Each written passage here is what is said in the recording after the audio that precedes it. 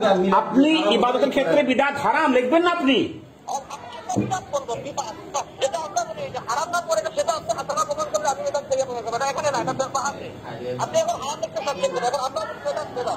আপনি হারাম বলবেন না।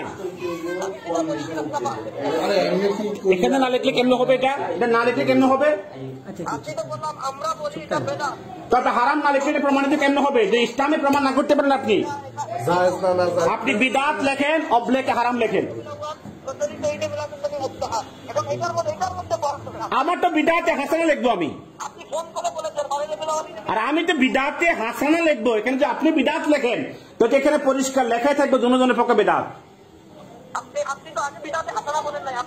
কি আশ্চর্য কথা! বিদআতে হাসানা হয় এইটা, বিদআতে হাসানা হবে না? কি হবে এটা? এখন আছে আমরা বিদআতে হাসানা না হলে মুস্তাহাব হবে কেন?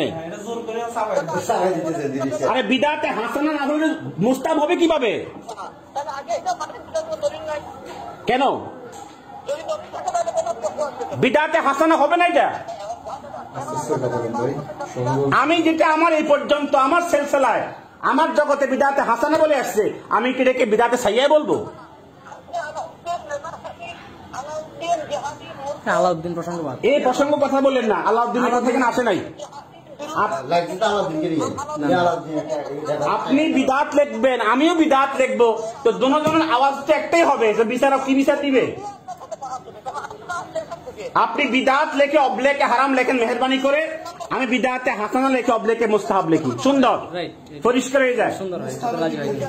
আপনি বিদআত লেখে আপনি বিদআত লেখে বিদআত সাব্যস্ত করে হারাম সাব্যস্ত করবেন, ব্রেকেটে হারাম থাকুক। আমি বিদআতে হাসানা সাব্যস্ত করে এটা মুস্তাহাব সাব্যস্ত করব। আমারটা আমি যেটা প্রমাণ করতে পারবো, আমার কাছে যে ডকুমেন্ট আছে সেটা আমি লিখে ফেলি। আরে বাহাদুরি কি আছে এখানে? আমারটা আমি সাব্যস্ত করবো, আপনারটা আমি সাব্যস্ত করবেন। কোথায় সরছি আমি? কোথায় সরছি? মুস্তাহাবটাই তো বিদআতে হাসানা। যে মূর্খতা প্রমাণিত হচ্ছে, তুমি নিজেও জানো না যে মুস্তাহাব কেন বিদআতে হাসানা সাব্যস্ত হয়।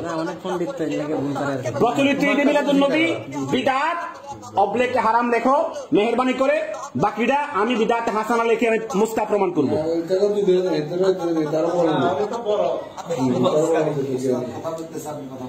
বিদআতে হাসানা আমি লিখতে হবে, আমারটা বিদআতে হাসানা সাব্যস্ত করব।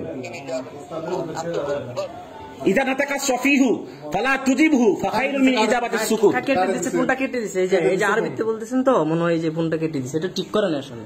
এবারে কি করছে? এটা ঠিক করে নাই। আরে প্রস্তুতে তুমি আসতেই পারো না দিদি। তুমি যে কতটুকু প্রস্তুত এটা তো বুঝে যাচ্ছে এখানে। আর রেজাউল করিম, তোমার কথা শোনো, তুমি যে নিজে আসতেছো না, তুমি লোক পাঠাও, এই করো সেই করো। আমি দায়িত্ব নিয়ে কথা বলতেছি না, আমি তো আছি। এখন যেহেতু প্রচলিত ঈদে মিলাদুন নবী নিয়ে এটা বিশাল গন্ডগোল পুরো দেশে, এখানে বিশাল গন্ডগোল। বলা না বলা পরিষ্কার কথা যে এখানে তোমরা মানো না, আমরা মানি। এটা পুরো বছর যখনই হয়, 13 তারিখ হোক, 10 তারিখ হোক, 12 তারিখ হোক, 20 তারিখ হোক, যে দিনই হোক, এটা প্রচলিত। এটা প্রচলিত, এটা তৈরি করা, সারা বছর এটা তৈরি করা।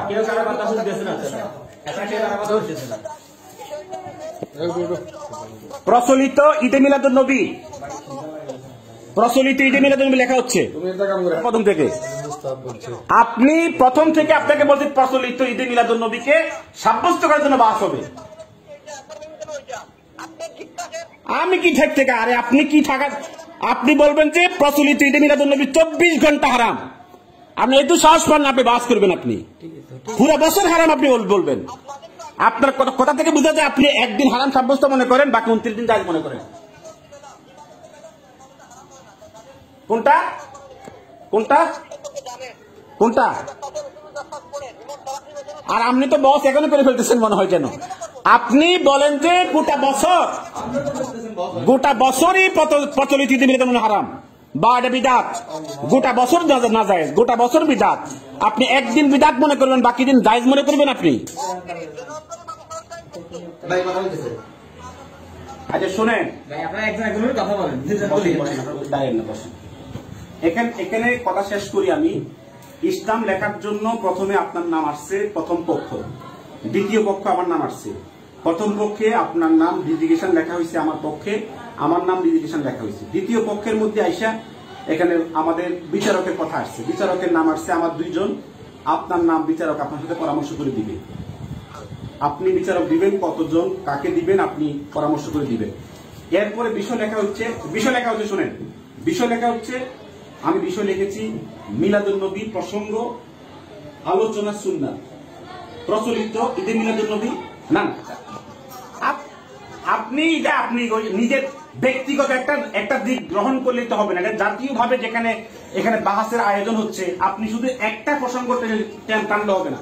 মিলাদুন্নবীর প্রসঙ্গ যে কোনো সময় আলোচনা করা সুন্নাত। আচ্ছা, জাতীয়ভাবে দায়িত্বটা কে দিছে? আমরা বুঝলাম আমার কথা জাতীয় দায়িত্ব শুনেন। এরপরে প্রচলিত দেশের মধ্যে পালন করা, এটা আপনার হুকুম কি আমার হুকুম কি? আপনার হুকুম কি আপনি বলেন। আপনার হুকুম না লেখে আমি খ্রিস্টান করবো কেমনে? ইসলামে আমি কি লিখবো এখানে? আপনার হুকুম না লিখলে কি লিখবো আমি এখানে? প্রচলিত মুস্তাহাব কি? এটা কি কোন মুস্তাহাব কি? এটা কি শরীয়ত পরিভাষা না?